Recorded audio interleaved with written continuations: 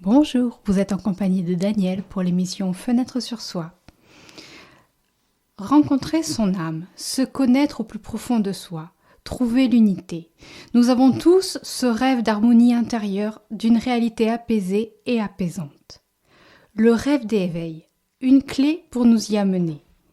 Pour nous parler plus précisément de cette approche, de cette conception et de cette création, j'ai le plaisir de recevoir Sylvie Gavilan, psychothérapeute, astrologue, auteure, formatrice, co-créatrice du rêve d'éveil avec Michel Tabé. Bonjour. Bonjour Daniel. Merci d'ouvrir cette fenêtre sur soi. Je suis vraiment ravie. Alors, merci d'avoir accepté cette invitation. Avec plaisir. Pour nous parler d'un sujet qui n'est pas forcément connu de nos auditeurs, qui s'appelle le rêve d'éveil. Le rêve d'éveil, oui. On va déjà revenir un peu plus à vous. Vous êtes psychothérapeute. Oui. Vous avez un parcours de vie et professionnel incroyable. Varié en tout cas, oui. Varié. Et vous avez été amené à développer, à co-créer avec Michel Tabé, Oui, le rêve d'éveil. tout à fait. On va aller plus en profondeur vers vous. Comment est-ce que vous en êtes arrivé là ? Alors c'est une longue histoire qu'on va raccourcir vite. Disons qu'il y a 3 étapes fondamentales. La première étape, dans ma vie, j'ai exploré beaucoup de métiers et j'étais chef d'entreprise avec des salariés. Et puis un problème de santé m'a fait complètement bifurquer. Je suis retournée à la fac à 39 ans exactement, en compagnie de mon fiston d'ailleurs. Et en psycho, et en parallèle de ça, j'ai vécu plein de formations diverses et variées, telles que le décodage biologique entre autres, et sur plein de techniques et d'approches de soi, tout en même temps encore en apprenant l'astrologie. Donc il y a eu une effervescence à cette époque, et très vite j'ai été émerveillée de la synergie entre l'astrologie et la thérapie, la psychothérapie. C'est pas une astrologie prévisionnelle, c'est une astrologie psychologique en fait que je fais. Les deux se marient très bien, mais il me manquait un petit morceau, une clé essentielle, à savoir que là je voyais très bien ce qui se passait pour la personne, les problématiques qui émergeaient, mais il restait un truc qui me tient vraiment à cœur, c'est comment je fais pour aller mieux. Et ça a été le grand déclencheur qui est le début de ma 3e étape dans ma vie, c'est la rencontre avec Michel Tabé. Lui étant psychopédagogue, docteur en psychopédagogie et astrologue. Quand nous nous sommes rencontrés, il y a eu vraiment une révélation pour moi, dans le sens où il avait la pédagogie que j'attendais depuis toujours, que j'espérais depuis toujours, mais dont quelque part, j'avais presque renoncé à croire qu'elle existait, et en fait, lui, non, il m'a montré qu'elle existait, et non seulement qu'elle existait, mais ce qu'elle pouvait ouvrir. Et lui pratiquait déjà le rêve éveillé, énergétique et astrologique. Donc, et c'est d'ailleurs pour ça que je l'avais rencontré, parce qu'il y avait un lien avec l'astrologie. Et lorsque j'ai rencontré le rêve, en fait, ça a été un déclencheur fantastique. Et ça a été un propulseur dans ma propre histoire où j'ai vraiment la sensation d'avoir amené le bulldozer à l'intérieur de moi pour faire sortir tout ce qui était coincé, vieux, ancien, désuet, mais qui me polluait. Et le faire sortir au grand jour pour pouvoir me le réapproprier en tant que qualité et non plus en tant que chose qui pèse. Voilà, et donc nous sommes devenus presque immédiatement partenaires. Pendant 2 ans, nous avons exploré le rêve éveillé tel qu'il le pratiquait, et puis on avait constaté qu'en fait il y avait des ouvertures de conscience, déjà beaucoup d'ouvertures de conscience qui émergeaient très fortement, avec parfois des phénomènes puissants tels que des montées de Kundalini, des choses comme ça qui n'étaient pas si faciles que ça à gérer. Et on s'est dit vraiment tous les deux qu'en fait il était important de mettre en avant quelque chose qui puisse servir de garde-fou, de quelque chose qui vienne poser un axe central en fait dans le rêve. Et cet axe central, en fait, ça s'est avéré être le contact à l'âme. Tous les deux, nous avons toujours œuvré avec le contact à l'âme. Sauf que dans le rêve éveillé énergétique ou astrologique, il n'était pas assumé, entre guillemets. Dans le rêve d'éveil que nous avons créé ensemble, nous assumons haut et fort le fait qu'en fait, nous travaillons avec nos âmes qui se mettent en contact et qui, de par leur intelligence propre, vont nous guider dans ce voyage qui est le rêve d'éveil. Voilà, je pense avoir juste... je ne sais pas si c'est suffisant, mais ça éclaire un petit peu le parcours. Alors, en effet, on va juste revenir sur quelques explications, peut-être pour nos auditeurs. Oui. Déjà, le rêve d'éveil, avant de parler du rêve éveillé, Oui. Qu'est-ce que c'est ? Parce que là, on a eu une définition vécue de l'intérieur. C'est ça. Simplement, quand on est à l'extérieur, on a ce point d'interrogation, se dire, oui, mais qu'est-ce que c'est ? Qu'est-ce que c'est ? Alors, faire un rêve d'éveil, c'est rentrer dans un état modifié de conscience tout en étant en pleine conscience. C'est en quelque sorte faire un rêve comme un rêve nocturne, c'est-à-dire sans guide volontaire. Dans un rêve nocturne, on ne décide pas ce qui se passe. Dans un rêve d'éveil, c'est la même chose. On ne décide rien. Par contre, on vit le rêve en pleine conscience de manière à pouvoir en ramener la substance dans nos vies beaucoup plus facilement qu'avec un rêve nocturne qui a tendance à s'évaporer très très vite. Le changement de conscience, il y a plusieurs états de conscience, je vous passerai les détails parce que ça c'est très connu, mais ce qu'il faut comprendre c'est que le simple fait de fermer les yeux, ça fait changer de la vibration du cerveau et donc la fréquence du cerveau et du coup, quand on change de fréquence, on ne captera pas la même radio par exemple. Donc là en fait, tout va se dérouler les yeux fermés de préférence. Et une séance de rêve d'éveil, en fait, la première chose à faire, la plus importante en quelque sorte, c'est de déterminer ensemble quelle sera l'intention de ce voyage. C'est normal, quand on part en voyage, on définit une destination, c'est tout à fait logique. Ben là, c'est exactement la même chose. On va définir la destination de ce voyage et on va faire attention en définissant cette intention. On va être vigilant dans le fait de ne pas mettre en relief le comment, mais bien le où je veux aller. La destination. La destination, c'est très important parce que très souvent le cerveau lui va dire toujours comment, du genre je veux me libérer de mes liens toxiques, alors qu'en réalité, ok, tu te libères de tes liens toxiques, mais qu'est-ce qui se passe après ? À quoi ça va te servir ? Voilà, qu'est-ce qu'on en fait ? Qu'est-ce qu'on va mettre à la place ? Exactement. Ça reste de grosses interrogations quand même pour beaucoup de personnes qui amorcent ce travail, oui, en effet. Beaucoup. Et donc là, l'accompagnateur va être vigilant à bien définir l'intention de manière à ce que ça colle parfaitement à l'énergie de la personne et que ça réponde à son désir. Quand l'intention est posée, c'est un petit peu comme quand on fait une lettre, on écrit l'adresse sur la lettre et on la met dans la boîte aux lettres et on ne se soucie pas de savoir comment le facteur va l'amener. Ben là, c'est exactement la même chose. Une fois que l'intention est posée, on l'oublie. Et le voyage va se passer sans avoir du tout à cœur de relier l'intention. Ça, c'est vraiment absolument pas le but du jeu.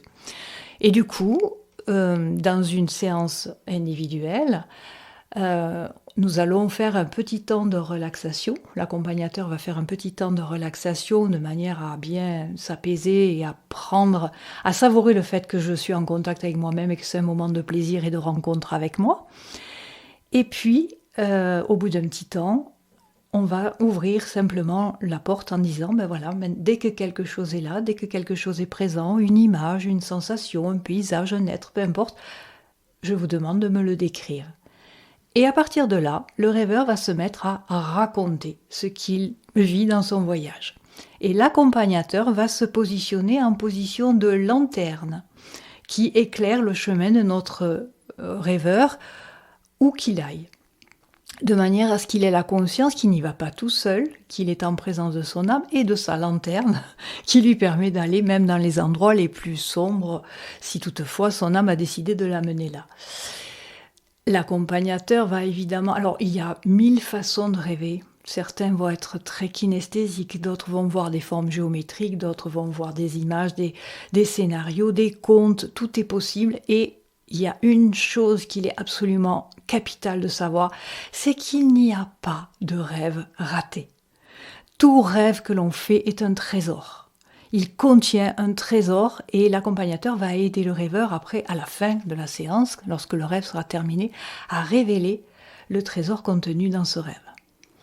Voilà, c'est très raccourci, mais je pense que c'est vraiment l'essence de ce travail. Et ce qui est très très important aussi, c'est que dans l'approche de rêve d'éveil, il y a vraiment l'importance est posée sur le fait que le rêve est un temps de contact avec le grand tout, avec les mémoires karmiques, avec la source, avec les ressources, avec absolument tout.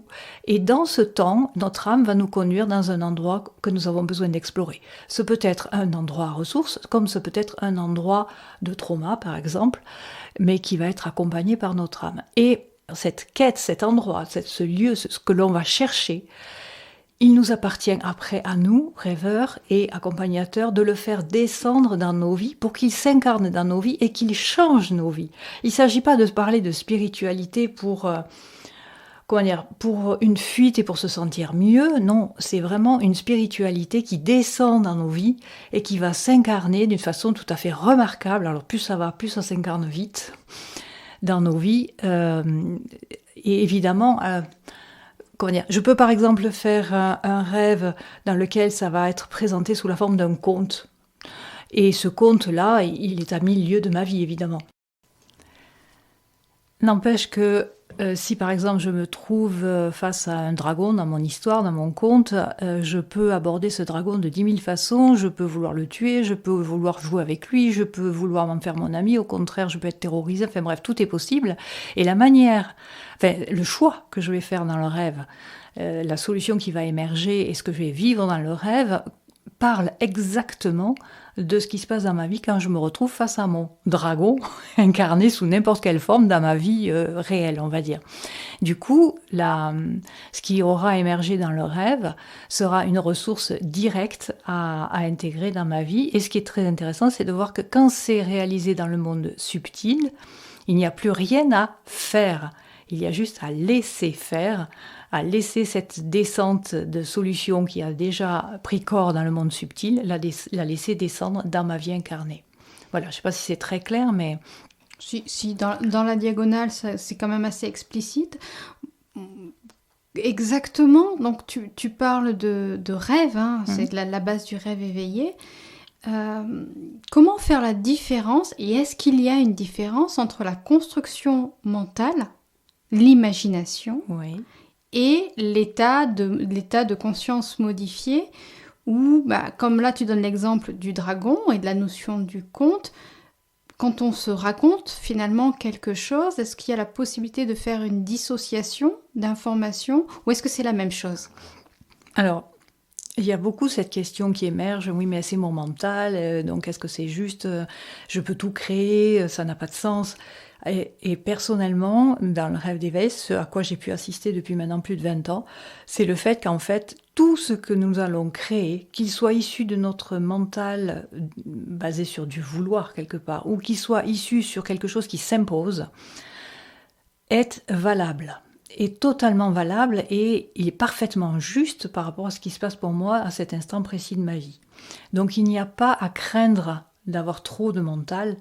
Il s'agit simplement parce qu'en fait, lorsque je parle, mon mental est au service de ce qui se passe dans ma tête, de mon imaginaire, normalement. Si mon imaginaire n'est pas vraiment prolifique, on va dire, on peut très bien amorcer la chose à partir d'un mental qui part d'une histoire déjà vécue, qui part d'un film que j'ai vu hier, peu importe. N'importe quoi est bon pour démarrer et ce n'importe quoi, en fait, sera très révélateur de ce qui a besoin de bouger chez moi, quoi. Parce qu'en fait, on en revient toujours à la même chose. On a des milliards de scénarios possibles, mais on ne va pouvoir en déposer qu'un seul ce jour-là. Et il sera exactement la réponse à l'intention que l'on a posée. Mais ça, on le découvrira à la fin. Donc tu parles d'intention. Quelle peut être la différence s'il y a avec une hypnose régressive ? En hypnose, la personne, elle va décider que pour arriver à tel objectif, il faudra descendre la personne à état modifié de conscience à tel endroit. Dans le rêve d'éveil, c'est absolument pas le cas, puisqu'en fait, c'est notre âme qui va décider, elle, à quel endroit, à quel état modifié de conscience nous allons être pour vivre ce que nous avons besoin de vivre aujourd'hui. Certaines fois, on a l'impression de juste de fermer les yeux, de raconter quelque chose. On n'a pas du tout l'impression d'être ailleurs. Et pourtant, c'est en découvrant à quel point le scénario que nous avons joué aujourd'hui, même si par exemple je suis restée muet pratiquement tout le temps, en fait ça aura beaucoup de sens et ça répondra à l'intention. Et ça c'est le rôle de l'accompagnateur après de révéler en quoi ça a vraiment du lien et qu'est-ce qui se joue à cet endroit-là.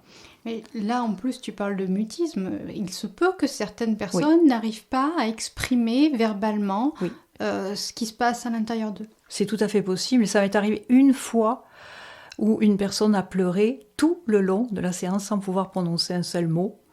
Et j'ai tendu des perches doucement, des petites perches, des questions, des choses comme ça n'a pas répondu. J'ai laissé faire, j'ai même invité à continuer, à déposer ça.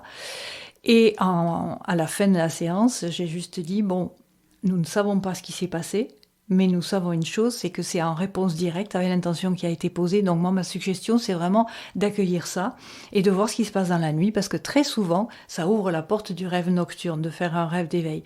Et effectivement, le lendemain, elle m'a appelée et on a eu une longue conversation. Et c'est là qu'elle m'a avoué qu'en fait, ça répondait directement parce que c'était la première fois qu'on lui laissait la possibilité d'être telle qu'elle était et de ne pas vouloir qu'elle soit différente. Et que ça avait un lien direct avec son intention posée. Et que du coup, c'était très guérisseur et qu'elle avait fait un rêve fantastique dans la nuit. Et voilà. Et du coup, après, on a repris rendez-vous, on a continué des rêves. Et là, elle avait tout à fait la parole. Mais ça a beaucoup, beaucoup de sens en fait. Tout est juste. Tout est juste. Dans cette justice, dans cette justesse même, tu parlais notamment tout à l'heure, mais on peut retrouver sur ton site, dans les descriptifs, on voit beaucoup le terme de voyage. Oui. Voyage avec cette connotation un petit peu de départ vers quelque chose pour aller à un endroit.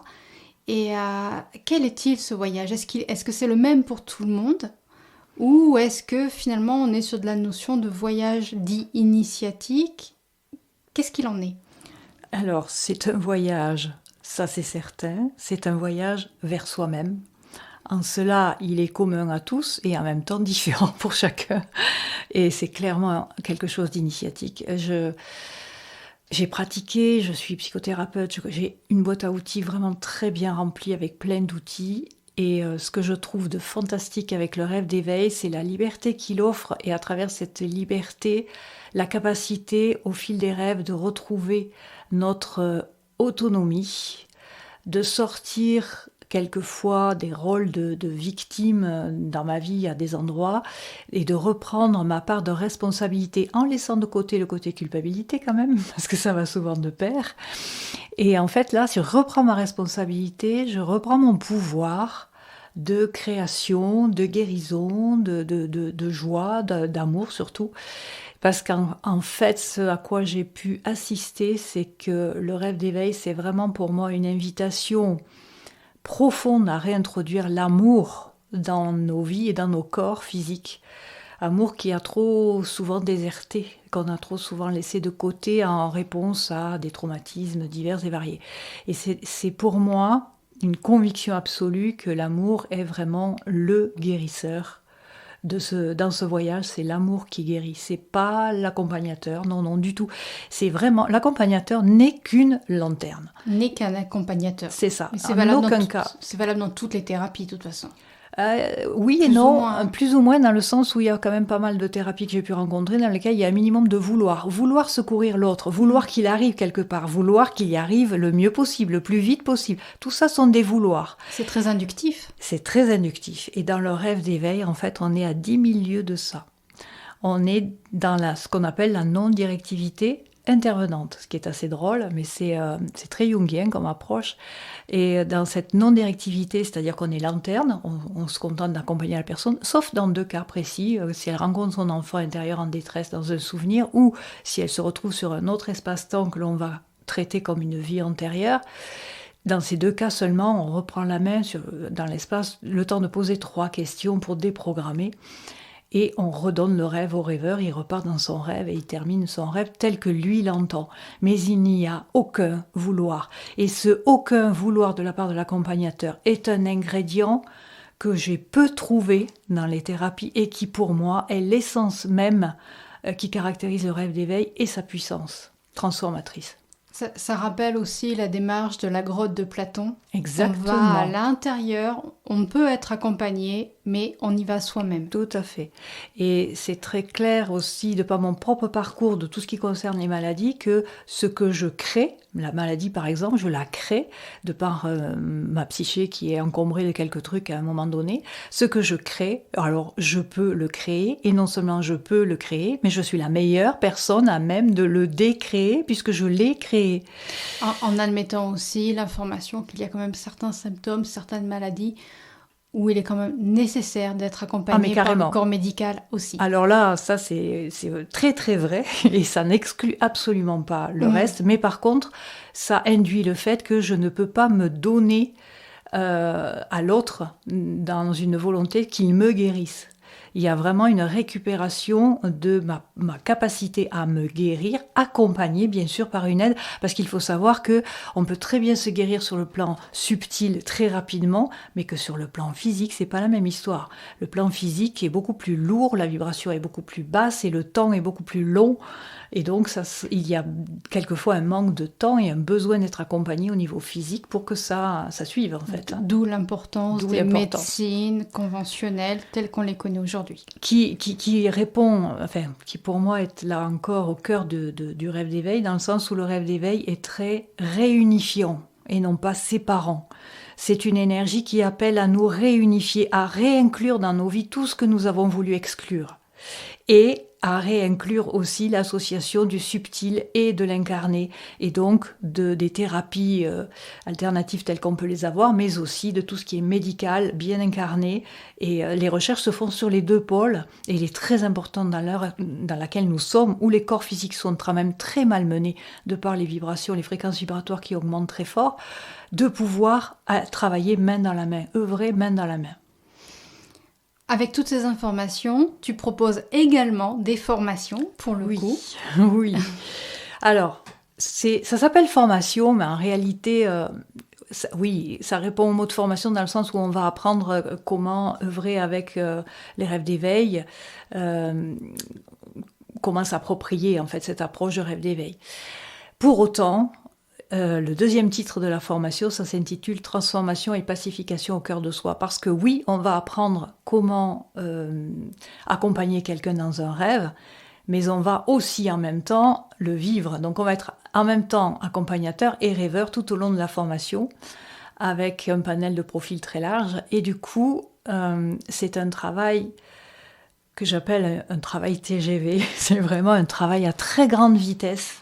Par rapport à une thérapie individuelle, ça va beaucoup plus vite. Et pourquoi ? Parce qu'en fait, dès que l'on va créer ce groupe qui va nous unir pendant 12 jours, 3 fois 4 jours, sachant que chacun va travailler avec son âme, on assiste immédiatement à la naissance de l'âme de groupe. Et cette âme de groupe a une intelligence encore plus grande que l'âme individuelle.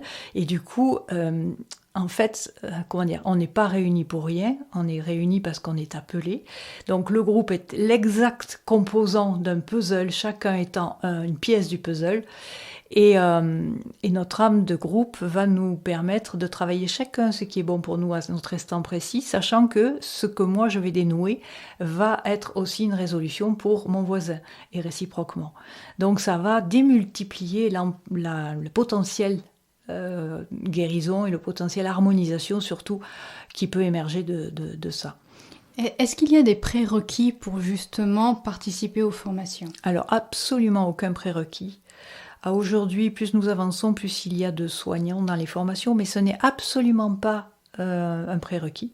N'importe qui peut venir, qu'il ait une visée professionnels, c'est-à-dire qui veulent se servir du rêve d'éveil dans sa propre activité, sachant que le rêve d'éveil se marie avec pratiquement toutes les approches, qu'elles soient de l'hypnose, que ce soit la sophro, que ce soit les massages, que ce soit, peu importe, toutes les approches de travail sur soi se marient avec le rêve d'éveil. Donc ça, c'est très intéressant, lui permettre d'approfondir encore plus, ou que ce soit simplement, entre guillemets, pour pacifier notre univers intérieur et enjoliver un peu nos vies dans ce désir de créativité qui pourrait ressortir. Ça a quelque chose de très alchimique, un peu tout ça. Tout à fait, mais totalement. C'est très, très alchimisant, cette histoire. C'est une alchimie, mais qui se fait de manière simple, en fait. C'est tellement simple. Il y a très peu de théorie dans ces formations. Nous allons tout baser sur de l'expérimentation, à travers beaucoup de rêves, bien sûr, mais aussi plein d'exercices qui vont mettre en lumière, en fait, la théorie que l'on veut faire émerger. Du coup, il y aura quelques phrases de théorie, mais très, très peu. Tu parlais tout à l'heure de personnes qui venaient en consultation, notamment d'une personne qui était venue dans un principe de mutisme, qui ne pouvait pas communiquer. Est-ce qu'il arrive que certains se mettent à défaut dans les formations, par exemple, c'est-à-dire que attendre peut-être trop d'eux-mêmes? Globalement, ça peut être présent au début, parce que c'est quelque chose qui l'habite profondément normalement. Donc ça peut être présent au début, mais il s'avère que il y a tellement de bienveillance et d'accueil inconditionnel de ce qui est comme étant un élément capital pour ce qui doit se dérouler. Il y a vraiment un accueil, c'est plus que l'accueil parce que c'est là, c'est l'accueil parce que ça sert à quelque chose. Et du coup, dès que cette âme de groupe nous révèle à quoi ça peut servir et en quoi ça peut venir enrichir ce qui est en train de se produire, c'est comme si ça désamorçait toutes ces attentes qui peuvent être nuisibles ou toxiques. Et du coup, ça permet de relâcher beaucoup la pression et d'avancer main dans la main, tous ensemble. En fait, c'est drôle parce que le groupe, pour moi, ça symbolise vraiment toutes les parties de moi avec lesquelles j'essaie de cohabiter. Et là, en fait, on a la partie concrète matérialisée dans le groupe et qui représente, en fait, ce que j'essaye de faire dans mon propre univers intérieur, quoi. Créer sa propre pierre philosophale pour être dans la base alchimique. C'est ça. Le rêve d'éveil, est-ce que certaines personnes ne peuvent le pratiquer? Alors oui, dans un cas de pathologie avérée, si le diagnostic a été posé sur de la schizophrénie par exemple, c'est déconseillé puisqu'on a déjà un dédoublement de personnalité et que dans le rêve, on va avoir une part de moi qui rêve et une part de moi qui est consciente, donc ça amènerait encore plus de bazar, c'est pas la peine. Donc dans ce cas-là, non, c'est pas conseillé. Ensuite, j'ai pu remarquer que lorsque l'on prend des médicaments du genre anxiolytiques ou antidépresseurs et même somnifères à forte dose, ça peut ralentir le processus d'incarnation. Ça n'empêche pas du tout le rêve, mais ça peut ralentir l'effet du rêve en fait et obliger à faire plus de travail pour arriver au même résultat. Voilà. La bipolarité, c'est délicat aussi, mais ça fonctionne. Il faut juste être patient, parce que c'est le problème de la bipolarité. Après, il y a toujours le cas de la bipolarité accompagnée au niveau médical, dans lequel ça marche beaucoup mieux, ou non accompagnée, dans lequel il y a ces va-et-vient permanents de j'avance et je recule. Mais globalement, il n'y a pas vraiment de personnes qui ne peuvent pas rêver. Mais comme tout support, il y en a qui vont se glisser dans leur rêve et ça va être vraiment leur univers. Il y en a d'autres, ça va pas forcément être leur univers. Moi, je préconise vraiment de faire un essai sur 3 séances pour voir un peu si vraiment ça s'amorce et si ça prend du sens. Et si ça colle pas, il y a toujours un autre support qui nous attend. Et justement, donc tu proposes des accompagnements, tu proposes à Montcuq, oui, c'est ça? Est-ce qu'il y a d'autres endroits où les personnes, nos auditeurs, pourraient éventuellement te rencontrer? Au niveau des formations, dans quel lieu Alors, les formations, elles se déroulent dans le 47, à Saint-Pé-Saint-Simon, c'est à côté de Nérac.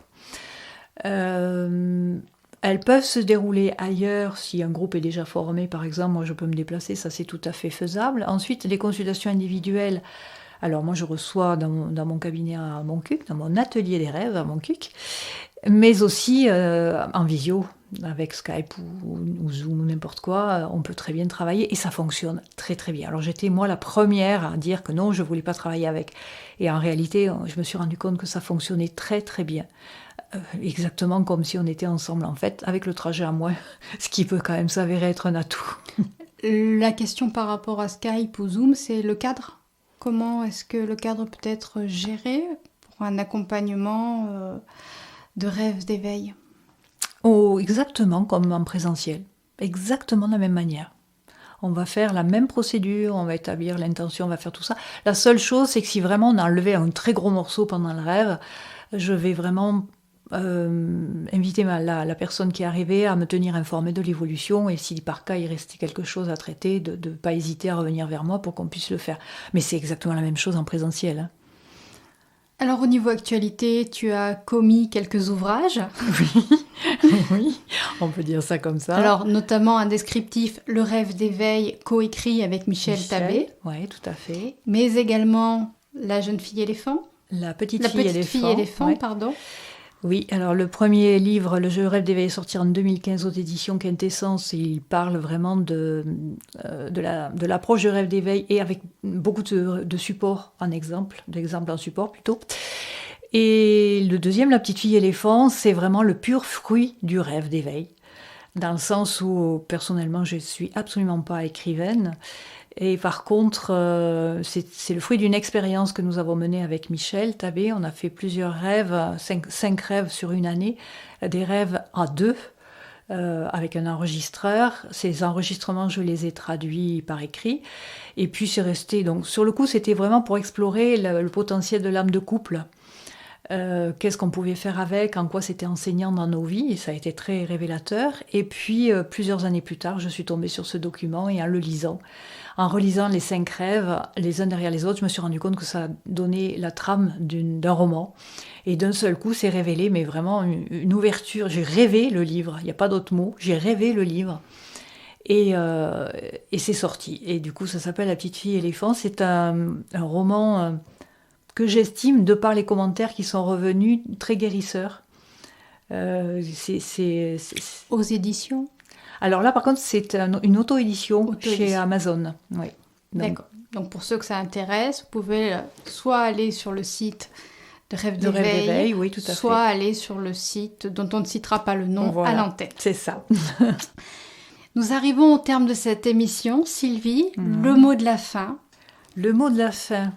Oh, je me réjouis de ce terme que vous avez, de cette appellation de cette émission, fenêtre sur soi, parce que pour moi, elle correspond exactement à ce qui se passe dans le rêve d'éveil. C'est qu'on ouvre une fenêtre sur soi et que l'on part à la découverte, à notre propre rencontre. Donc, un grand merci d'ouvrir cet espace à tout type de personnes.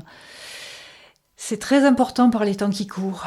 Nous sommes tellement confrontés à ces tiraillements, à cette dualité qui s'avère de plus en plus forte et de plus en plus douloureuse, qu'il est, je trouve, fondamental de créer des espaces dans lesquels nous puissions revenir à nous réunir et réapprendre à aimer ce que nous sommes, tel que nous sommes. Car je trouve que l'imperfection est juste une perfection pour moi. Tu parlais tout à l'heure de guérison d'amour. Quant à moi, je vais vous quitter. On va se laisser, on va aller rêver tous ensemble. Aller rêver, aller se guérir par l'amour de notre âme, l'amour de notre cœur, puisque le cœur et l'âme ne faisant qu'un. Et sur ce, je vous souhaite à tous du sourire dans votre tête et des soleils dans votre cœur. C'était Danielle en compagnie de Sylvie Gavilan. Merci. À très vite.